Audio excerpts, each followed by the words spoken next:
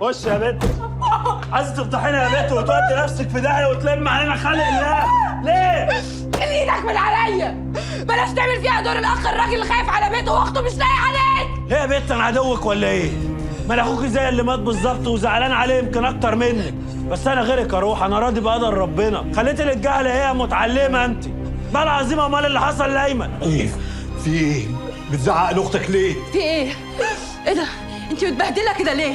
ما تنطق يا ابني، اختك مالها؟ بقيتك يا اما بنتك راحت لعظيمه كانت عايزه تقتله بالسكينه لولا ستر ربنا مسكت ايدها في اخر لحظه. يا نهار، ازاي تعملي كده؟ ليه يا بنتي تعملي في نفسك كده؟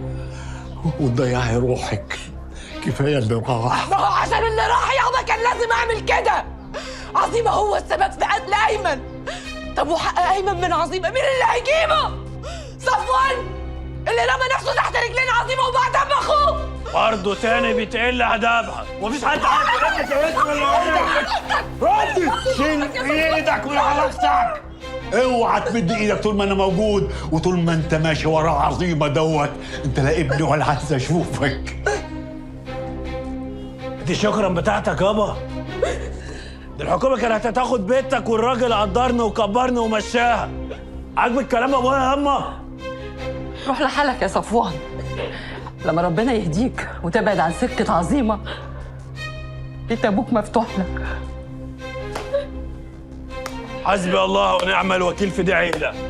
هو اللي يعمل الصح في الزمن ده يبقى غلطان.